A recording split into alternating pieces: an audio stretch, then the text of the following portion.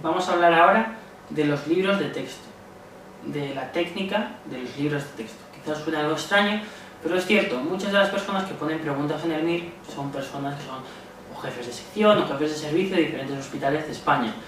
Y aunque inicialmente les hace muchísima ilusión poner preguntas, no les suele gustar que les anulen sus preguntas. ¿Y qué hacen? Pues muchas veces ponen opciones literales de los libros. ¿Y qué podemos hacer? Pues conocer pequeños truquillos para poder reconocer cuando una opción es literal de un libro o suena a libro, y de esta manera aprovecharnos de esa ventaja que sin querer la persona que nos hace la pregunta nos está viendo. Un ejemplo: las vacunas del papilomavirus frente al carcinoma cervical han demostrado su eficacia mediante la demostración de que no aparece cáncer cervical en los vacunados, 2. La demostración de que se producen anticuerpos, 3. La demostración de la protección frente a la aparición de lesiones preneoplásicas CIN 2-3 asociadas a los virus incluidos en la vacuna, 4. La demostración de la remisión del cáncer cervical en las mujeres vacunadas, o 5. Estudios clínicos no controlados. Bien, mira la opción 3. Es una opción larga, enrevesada, tiene un formato típico de texto, encima tiene un paréntesis en el que te especifica el estadio CIN 2-3. Si tú la lees, léela otra vez. La demostración de protección frente a la aparición de lesiones preneoplásicas CIN 2-3 asociada a los virus incluidos en la vacuna. Es una pregunta sacada literalmente de un texto. La ha copiado y la ha puesto aquí para que nadie sea capaz de rebatirle eso como cierto. ¿De acuerdo? Otro ejemplo. Señale la afirmación correcta con respecto a la brucelosis. Esta infección puede tratarse con un solo antibiótico. La neurobrucelosis es una manifestación frecuente y grave. Hasta hoy, la inmunización de los animales frente a la brucela no ha podido utilizarse como medida preventiva. 4. Administradas de forma aislada, las quinolonas, antibiótico con buena penetración intracelular y buena eficacia in vitro frente a brucela, se ha asociado al desarrollo de resistencias y la asociación de recaídas. O 5. Antes de la llegada de los antibióticos, la mortalidad de la brucelosis oscilaba en torno al 20-25%. Por cierto, mirad la opción 4. Administrada de forma aislada, las quinolonas, y después te cuenta, entre paréntesis, la vida, obra y milagro de las quinolonas. ¿Tú crees que alguien va a poner 2 líneas de paréntesis aclaratorio de la quinolona para que eso no sea correcto? No tiene ningún sentido. Esto lo ha sacado de un libro, de cual no lo sé, pero de alguno lo habrá sacado. Y después te dice que tratándolas de forma aislada, dejando de lado ya el aspecto de libro de texto que tiene y el aspecto aclaratorio que tiene esta pregunta, si lo miras con la 1 te dice que suele tratarse con un antibiótico. La que te dice que si lo tratas con uno solo, tiene resistencias y recaídas. Por lo tanto, una de las dos, estamos en lo de antes, afirmaciones opuestas. Uno te dice que un solo fármaco, otro te dice que varios fármacos, y que si solo pones uno, recaerá y creará resistencias.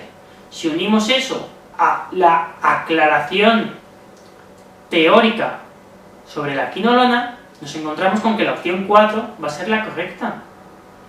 Evidentemente, esto puedes reconocerlo sin necesidad de tener muchísimos conocimientos sobre los antibióticos, ni sobre las quinolonas, ni sobre infecciosas en general. ¿De acuerdo? Otro ejemplo. Señale la afirmación incorrecta sobre la reticulosis pagetoide o enfermedad de Boehringer-Kohlhoff. Nadie en su sano juicio sabe qué es esto, y si lo sabes preparando el MIR, es casi patológico. ¿De acuerdo? Pero no me asusto. No me asusto porque yo voy a por cada pregunta luchándola, porque tengo actitud hacia el MIR. Actúo como si fuera House y voy a luchar esta pregunta. Se trata de una forma infrecuente de linfoma cutáneo B. El término reticulosis pagetoide solo se debe emplear para el tipo localizado Boehringer-Kohlhoff, pero no para el diseminado tipo Crenton-Gothman, que es una manifestación de un linfoma CD8 positivo con epidermotropismo. 3. La reticulosis pagetoide es una enfermedad rara y no llega a presentar el 1% de los casos de micosis fungoide. 4. Los linfocitos T neoplásicos son positivos para CD3 y CD4, con positividad variable para CD8. O 5. Histológicamente podemos encontrar células atípicas con núcleos de tamaño medio grande, en ocasiones cerebriforme, con un cicloplasma abundantemente vaporado. Bien, si tú lees la 2, ¿de acuerdo?, te das cuenta que te habla de que es una pregunta extremadamente larga, relacionada con lo que estábamos hablando. Podría haber sacado de un libro de texto perfectamente. Solo se debe emplear para el tipo localizado y encima te lo aclaran con paréntesis, y después te hablan del diseminado y también te lo aclaran con paréntesis. Es decir, es una expresión muy teórica, muy de libro de texto, ¿de acuerdo? Aparte, si te das cuenta, la opción 1 y la opción 3 son contradictorias. Uno te habla de linfoma B y el otro te habla de linfoma T, micosis fungoide. Es decir, una de las dos tendrá que ser correcta y una incorrecta. Muy bien. Si ahora leemos la 2, que hemos dado como correcta inicialmente por ese despliegue técnico teórico con paréntesis y longitud, y a eso le sumamos la 4, que también será correcta porque la duda es entre la 1 y la 3, nos apoyan sobre la opción 1 como falsa y nos dicen que la opción 3 debe ser correcta.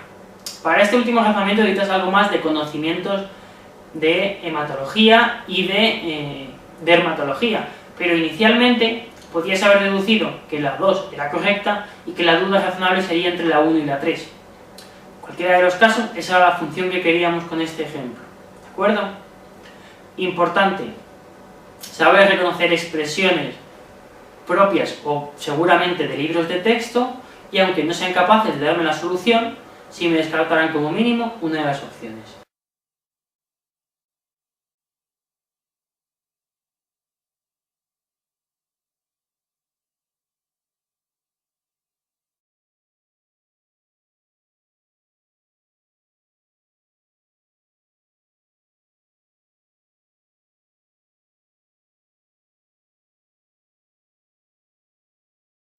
Vamos a hablar ahora de otra técnica, los detalles puntuales. Tenemos que tener cuidado con este aspecto. Hemos hablado de las afirmaciones restrictivas. Bueno, esto sería ir un paso más allá en lo que llamamos afirmaciones restrictivas. Porque aquí nos hacen referencia a un dato muy concreto o muy específico de una enfermedad. Y en esos casos debemos de dudar de ello. Un ejemplo puede ser este, ¿de acuerdo? Un varón fumador con disfonía, presenta una neoformación en el tercio medio de la cuerda derecha. ¿Qué es lo incorrecto? Puede ser tratado con radioterapia, puede ser tratado con cordectomía, lo más probable es que no precise tratamiento de la cadena ganglionar. El 60% de los tumores malignos son carcinomas epidermoides, o 5, es muy raro que presente una metástasis ósea. Bueno, independientemente de que a todos os habéis tenido que saltar una sonrisa a la cara cuando hayáis leído la opción 1 y la opción 2, puede ser y puede ser, os tendréis que haber sentido aliviados al leerlas, por opciones muy laxa. Al leer la opción 4 os tendría que haber pasado algo muy parecido. El 60% de estos tumores son carcinomas epidermoides. En serio, solamente el 60, no son el 62, no son el 70, no son el 55. Es un valor muy concreto para que alguien pueda argumentar que eso es cierto. Otra cosa es que te dijeran alrededor del 60% de estos tumores, eso ya no sería una afirmación o un detalle tan puntual, pero que te hablen del 60% como el porcentaje concreto y exacto, nos tiene que hacer reflexionar sobre la veracidad de esta opción. En este caso, nos piden la incorrecta, tenemos la solución, pero si nos preguntasen por la opción correcta y viéramos esta afirmación, tendríamos que descartarla automáticamente y dejaríamos de dudar entre 5 y pasaríamos a dudar entre 4. Recordad, la técnica de examen y las diferentes tácticas que os explicamos aquí en estos vídeos no siempre os van a dar la solución de las preguntas, pero muchas veces, o en todos los casos, os van a ayudar a descartar opciones, y de esta forma hacer que tu probabilidad de acierto sea muchísimo mayor.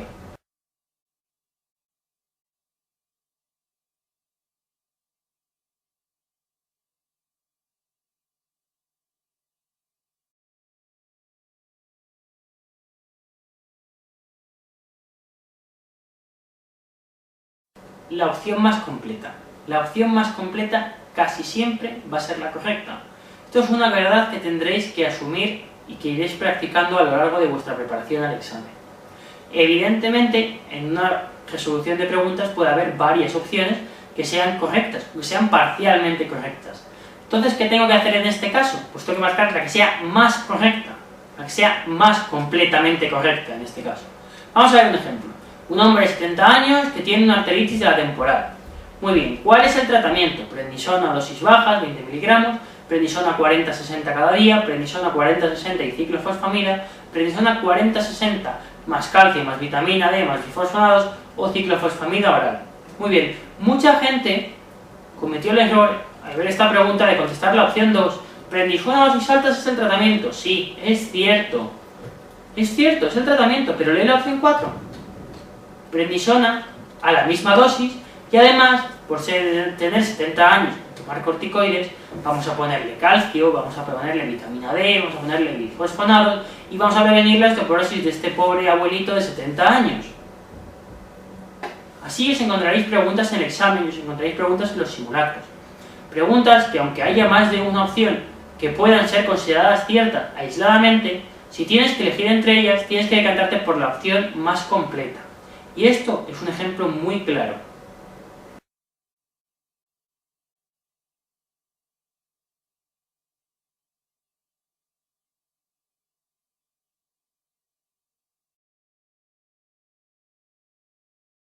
Otra técnica muy interesante es el dato típico.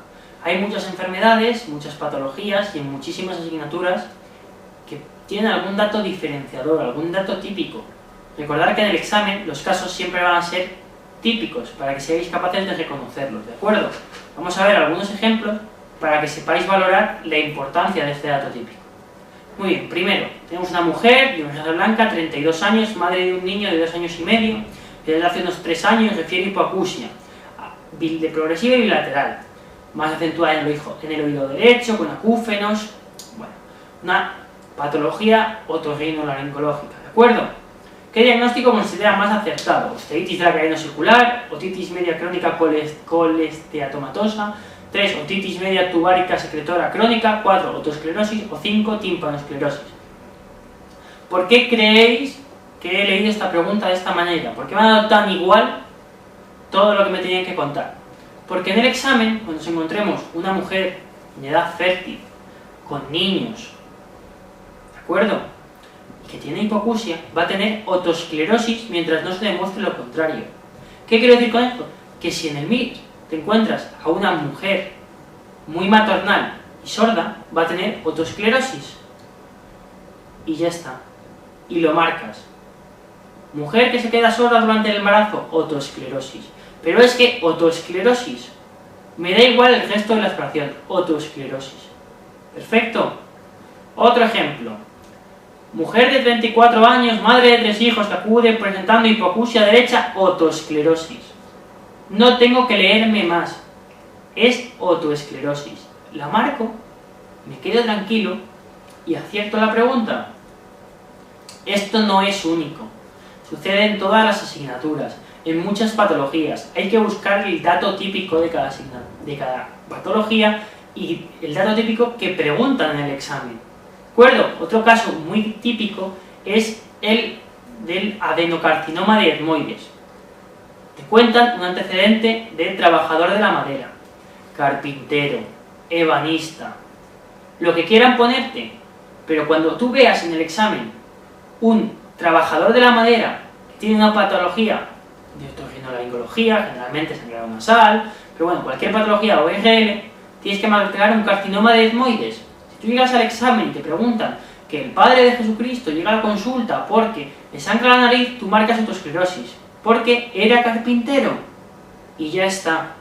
Y no te complicas la vida, y no pierdes tiempo y aciertas la pregunta. Reconocer, buscar y haceros vuestros propios esquemas de datos típicos.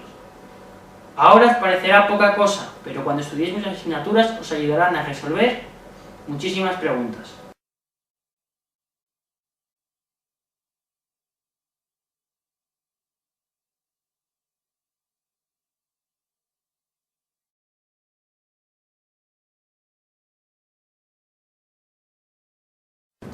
Pistas en el enunciado. Hay que ser un poco detective a la hora de enfrentarte al examen, ¿de acuerdo? Esto tenéis que tenerlo claro. Muchas veces la persona que pregunta te deja pistas, queriendo o sin querer, para facilitarte la respuesta, ¿de acuerdo? Y nosotros tenemos que ser capaces de aprovecharnos de esas pistas. Mira, os voy a poner un ejemplo. Tenemos una analítica rutinaria de una persona sin enfermedades conocidas ni ingesta de fármacos. Observamos que tiene una creatina de 1 miligramo por decilitro, una urea de 30, un sodio de 140, potasio de 6, bicarbonato de 2,5 milimoles por litro, cloro de 95 milimoles por litro, ácido úrico de 5, glucosa de 100, calcio de 10 miligramos por decilitro y fósforo de 4,5. ¿A qué podrías atribuir la hiperpotasemia? 1. Rhabdomiolisis. 2. Suero hemolizado. 3. Diabetes mellitus. 4. Acidosis metabólica. 5. Insuficiencia renal. Bueno, a ver, vamos a empezar a razonar esta pregunta. ¿Qué pistas nos ha dejado la persona que la ha puesto? Primero, que yo sepa, la opción 5 no puede ser, porque tenemos una persona que tiene una creatinina en rango y una urea en rango, entonces esa persona no puede tener una insuficiencia renal, ¿de acuerdo? La opción 4, acidosis metabólica, tiene un bicarbonato normal, no puedes tener acidosis metabólica teniendo un bicarbonato de 25. Opción 3, diabetes mellitus, a ver, tiene glucosa de 100, tiene una glucosa rigurosamente normal. ¿Cómo puedes decir que alguien es diabético con esa glucosa? Sobre todo en una persona sin enfermedades conocidas, ni ingesta de fármacos y en una analítica rutinaria. ¿Qué vas a marcar? ¿La rhabdomiolisis? No, todos los parámetros están bien, menos el potasio. Pues piensa que hay un fallo de laboratorio, que se ha hemolizado un poco de suero y por lo tanto le sale el potasio alto, ya está. Ten en cuenta todo eso, hemos descartado la 3, la 4 y la 5. Para descartar la 1, para resolver tu duda entre la 1 y la 2, lo único que tienes que hacer es darte cuenta, la primera frase, que es una analítica rutinaria de una persona sin enfermedades y sin ingesta de fármacos. ¿Por qué va a tener una rhabdomiolisis? Pobrecillo o pobrecilla, déjale vivir a gusto. Asume que ha habido un problema con la manipulación del suero, la extracción de la sangre, y si quieres te lo repites, pero no diagnosticas de rhabdomiolisis a alguien por tener un potasio de 6 en una analítica rutinaria. Eso no tiene ni pies ni cabeza. Asúmelo. Utiliza las pistas que te dan, que en este caso te hubieran descartado 3 opciones directamente, y después utiliza el sentido común para resolver esta pregunta. Recuerda, sigue las pistas, búscalas y te ayudarán a resolver preguntas.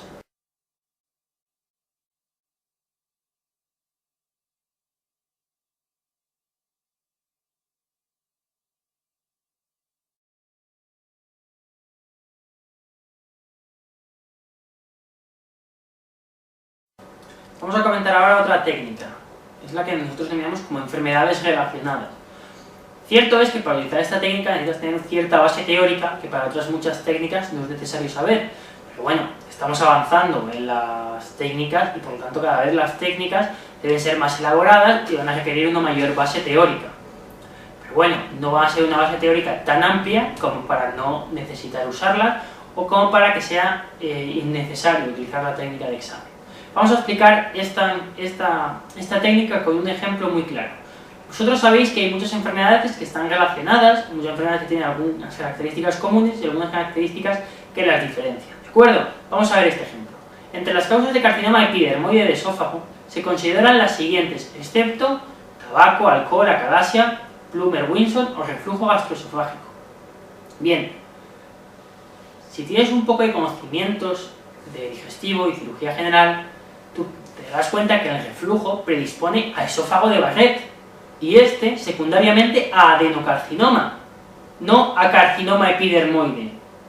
Es decir, si tú hicieras una tabla comparativa entre carcinoma epidermoide y entre adenocarcinoma, te darías cuenta que el reflujo gastroesofágico tendrías que localizarlo en la zona del adenocarcinoma. Siendo tan típico de esta opción, lo que quieren es que tú confundas un epidermoide con un adenocarcinoma.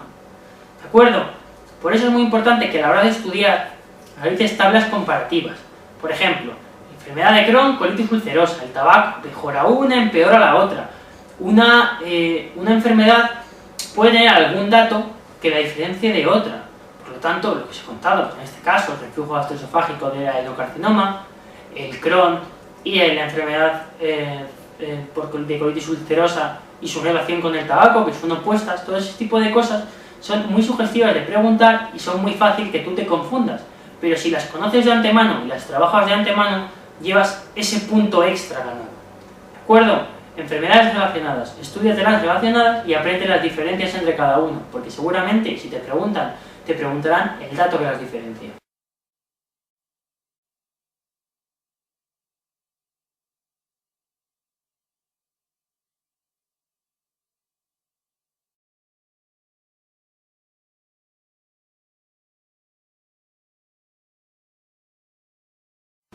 Otra técnica que vamos a comentar ahora es la del dato secundario.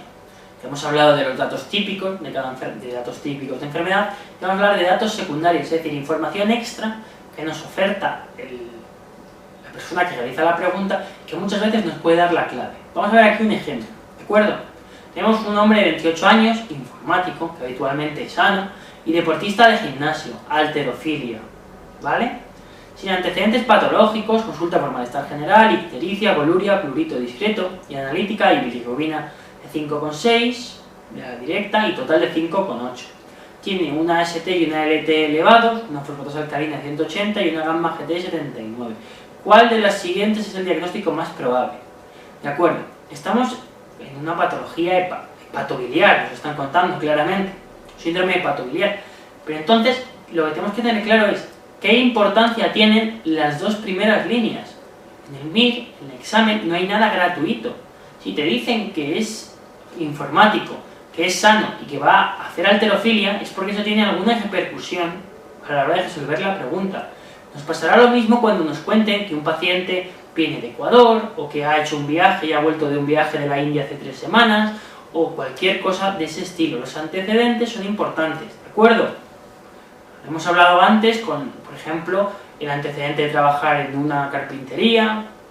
En este caso, si nos cuentan que el paciente va al gimnasio y tiene halterofilia, y entre las opciones tenemos la 4 que nos habla de anabolizantes orales, tenemos que ir de cabeza a marcar esa opción. No sé si la misma clínica la puede producir alguna de las otras 4 opciones, no lo sé ni lo quiero saber, pero el antecedente me hace pensar en la opción 4. Evidentemente, en ningún caso podría marcar la opción 3, porque que yo sepa, no me dice que tome paracetamol. Y una persona sana, como sí que me especifican, no creo que tome ningún fármaco, ¿de acuerdo? Es decir, no va a tomar paracetamol ni va a tomar amoxicilina clavulónico. Por lo tanto, las dos opciones serían descartables, y teniendo en cuenta el antecedente que nos brindan, tendríamos que contestar con una grandísima sonrisa la opción 4 como la opción correcta. Aprovecharos de los datos secundarios, de los antecedentes y de todas aquellas, por decirlo de alguna manera, detalles que la persona que os haga la pregunta os brinde, porque todas ellas tendrán su importancia.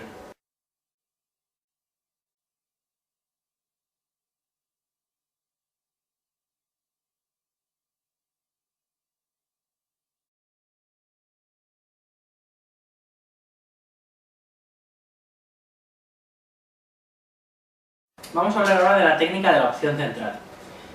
Esta técnica es muy importante y muy relevante, pero hay que tener una cosa clara. Hasta hace poco la técnica de la opción central era muy fiable, porque normalmente cuando las opciones, te encontrabas 5 opciones numéricas, lo más rentable era marcar el valor intermedio de esas opciones, porque generalmente era el correcto. Bien, os debo comentar que esto ya no es así. Esto ya no sucede, pero aún así vamos a seguir recomendando que marquéis el factor intermedio. ¿Por qué? Porque la inmensa mayoría de los opositores va a hacer eso. La inmensa mayoría de los opositores va a marcar el valor intermedio, se va a quitar de problemas y va a pasar a la siguiente pregunta.